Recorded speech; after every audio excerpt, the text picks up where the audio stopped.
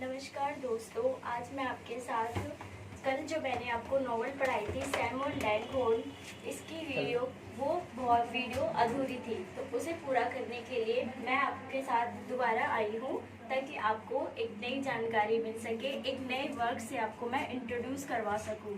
वही वर्क जो हम कल अधूरा छोड़ के गए थे, यानी सैमुअल लैंगहॉर्न का।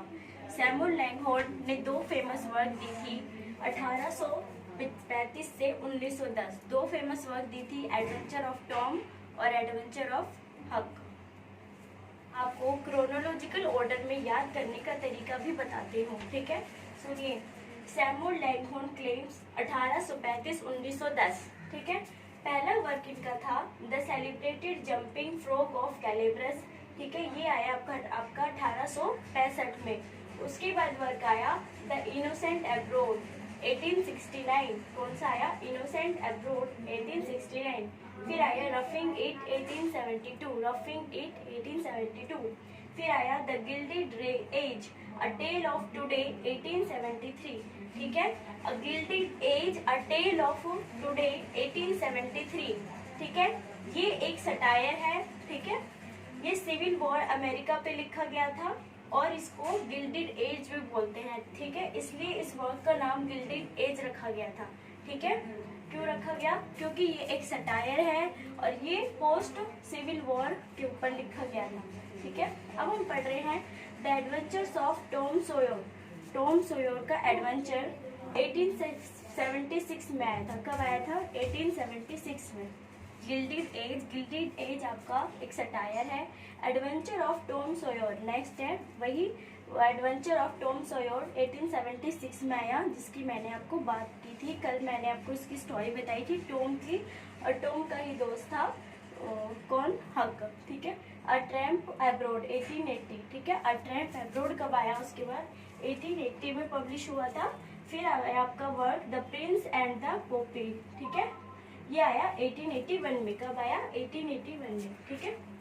और जो नेक्स्ट वर्क था 1887, वो था adventures of Tom Huckle, adventures of Huckleberry Finn, जो कि टॉम का दोस्त ही था, ठीक है, दोस्त ही था। अब मैं इसे रफ कर रही हूँ। अब मैं आपको नेक्स्ट हमारी फिक्शन स्टोरी पढ़ाने जा रही हूँ, वो है आपका जॉन कीट्स। क्या है आपका? जॉन कीट्स, ठीक है। तो दोस्तों, अब हम बात करेंगे हमारे नेक्स्ट फिक्शन स्टोरी की ओर, ठीक है। फिक्शन स्टोरी पढ़ने जा रहे हैं हम। ये हमारा यूनिट 3 में आता है, फिक्शन स्टोरी। जैसा कि मैंने आपको बताया था कि मैं नेट सेट जेआरएफ की प्रिपरेशन करा रही हूँ, तो मैं वही मेन टॉपिक्स लेके आऊँगी जो आपके नेट सेट और जेआरएफ में आने वाला है, ठीक है। यानी टीजीटी पीजीटी में भी ये टॉपिक्स आ सकते हैं, ठीक है।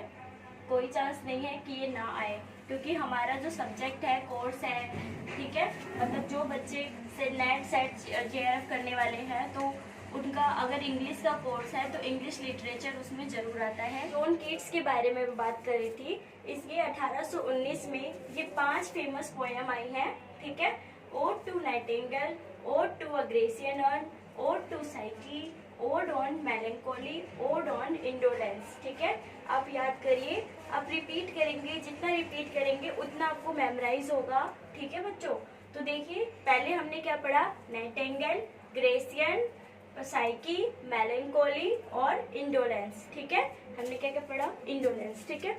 अब मैं बताती हूँ कि odd on a Grecian earn में क्या है, इस पोएम में क्या है, ऐसी मेजर चीजें जो हमें याद करने की जरूरत है, हमारे नेट सेट एग्जाम में आएगा, ठीक है।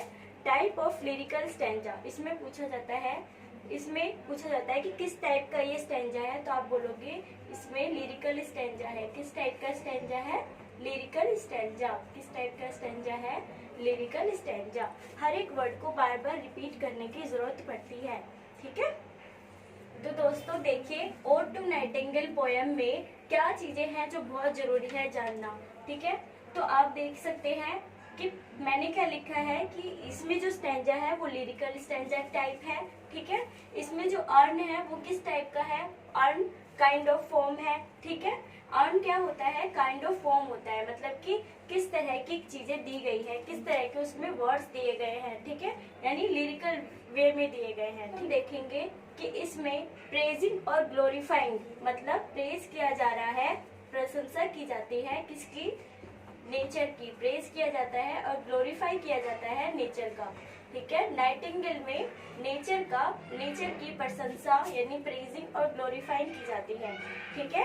अब हम पढ़ेंगे कि 3 मेजर टाइप्स कौन से हैं ओड के, ठीक है।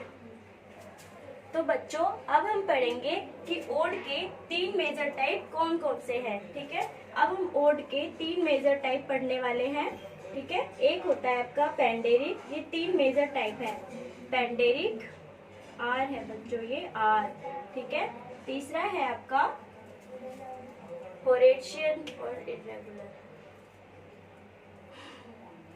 तीसरा है आपका होरेशियन और इर्रेगुलर,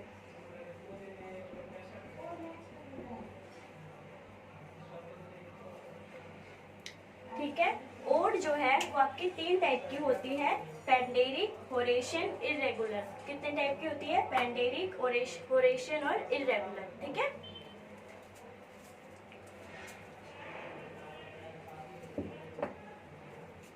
हाँ देखिए, ओड में कितने स्टैंजा होते हैं, 5 स्टैंजा, ये बात भी आपको मेमोराइज रखनी है। 5 स्टैंजा होते हैं, 10 हर स्टैंजा में 10 लाइंस होती हैं, ठीक है, यानी कि 50 लाइंस होते हैं। कितने लाइंस होते हैं, 50 लाइंस, टोटल 50 लाइंस, ठीक है।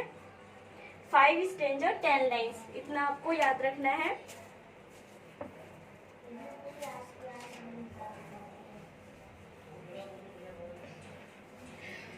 तो बच्चों आपने यहाँ तक याद किया, मेमोराइज किया। ओड टू नाइटिंगेल में लिरिकल स्टैंजा है, अर्न क्या होता है, काइंड ऑफ फॉर्म होता है, इसमें प्रेज किया जा रहा है, ग्लोरीफाई किया जा रहा है नेचर को। तो मैंने आपको बताया कि इसमें लिरिकल स्टैंजा है, प्रेजिंग हो रही है, ग्लोरीफाइंग हो रहा है नेचर का, ठीक है। अब हम बात करते हैं कि ये पोयम ब्यूटीफुल है किस सीरीज में, ये डिजाइन्स की सीरीज में ब्यूटीफुल है, ठीक है। इसमें ग्रेसियन अर्न है, कैसा अर्न है, ग्रेसियन अर्न, ठीक है। इसमें जो टेक्निक अपनाई गई है पोयम की, वो एक्फ्रेसिस अपनाई गई है। कैसी टेक्निक अपनाई गई है, एक्फ्रेसिस। इसमें क्या होता है कि पोएम को रिप्रेजेंट किया जाता है पेंटिंग के थ्रू, ठीक है, या फिर वर्ड्स के, स्कल्पचर इन वर्ड्स, ठीक है। तो आप देख सकते हैं रिप्रेजेंट किया जाता है, रिप्रेजेंटेशन ऑफ पेंटिंग और sculpture in, representation of painting और स्कल्पचर इन वर्ड्स, ठीक है। तो यहाँ तक बात थी ओड टू अ नाइटिंगेल की। आई बात आपको समझ में? तो ये पोएम जो थी जॉन किट्स के थ्रू दी गई थी, ठीक है। अब हम बात करते हैं odd on a Grecian earn के बारे में। किसके बारे में? Odd on a Grecian earn, ठीक है। अर्न मैंने बताया था आपको काइंड ऑफ फॉर्म होता है, ठीक है, किस फॉर्म में दिया गया है, ये अर्न कहते हैं उसको, ठीक है, URN अर्न। तो इसमें कितने स्टैंजा है, इसमें 10 लाइन स्टैंजा है। कितने स्टैंजा है? 10 लाइन स्टैंजा, ठीक है। इसमें जो शुरुआत होती है, बिगनिंग होती है, पहले मैं लिख देती हूँ, इसमें 10 लाइन स्टैंजा होते हैं, बिगनिंग होती है, बिगनिंग में इस स्टैंजा में जब बिगनिंग होती है तो बिगनिंग में आपका इस तरह से दिया गया होता है, ये अर्न होता है, उसमें AB यानी कि इस काइंड के फॉर्म्स होते हैं, ठीक है। क्या होता है? AB, ठीक है। आया आपको समझ में? ये जो है ये राइम स्कीम है, इस तरह का राइम स्कीम होता है। क्या होता है? Rhyme scheme. किस तरह का होता है? ऐसा होता है AB। कैसा होता है? AB। मिल्टोनिक सनसेट, ठीक है। एंडिंग किससे होती है? मिल्टोनिक सनसेट से होती है। एंडिंग किससे होती है? मिल्टोनिक सनसेट से होती है, ठीक है। आप इसको रिटर्न राइट करिए अपनी कॉपी में। तो बच्चों देखिए आप, odd on a Grecian earn में 10 लाइन स्टैंजा होते हैं, बिगनिंग होती है राइम स्कीम से, AB से, ठीक है। इसमें मिल्टोनिक सनसेट होता है राइम स्कीम में एंडिंग के वक्त, ठीक है। अब आप देखिए, जैसे कि मैंने बताया था 10 लाइन स्टेंजा है, तो किसके अकॉर्डिंग होते हैं ये देखिए। फर्स्ट और फिफ्थ स्टेंजा में ये राइम स्कीम होती है, c d e d c ई। क्या राइम स्कीमिंग होती है? C d e d c e. Second stanza में होता है सी डी ई सी ई डी। क्या होता है? सी डी ई सी ई डी। ठीक है। और थर्ड और फोर्थ स्टेंजा में होता है सी डी ई सी डी ई। ठीक है, आया आपको समझ में? याद हुआ तो आप उसको उतारिए या स्क्रीनशॉट ले लीजिए।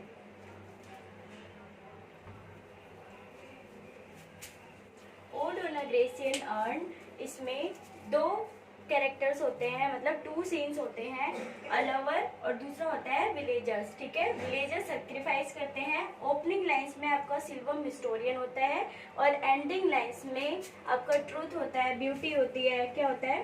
ट्रूथ होता है, ब्यूटी होती है। ठीक है, फेथ होता है, फेथ भी होता है। ठीक है, ये सब आपके होता है एंडिंग लाइंस में। ठीक है गाइस, तो अब हम नेक्स्ट वीडियो में मैं आपको 3 पोएम्स के बारे में और बताऊंगी। तब तक के लिए नमस्कार, फिर मिलेंगे।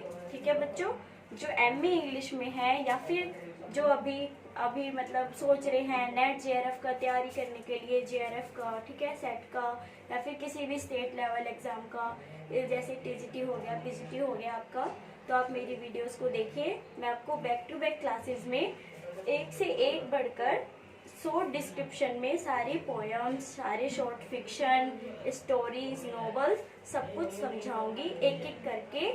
और क्रोनोलॉजिकल ऑर्डर तो बहुत ही जरूरी है, वो भी मैं आपको बताती रहूंगी। ठीक है, नमस्कार।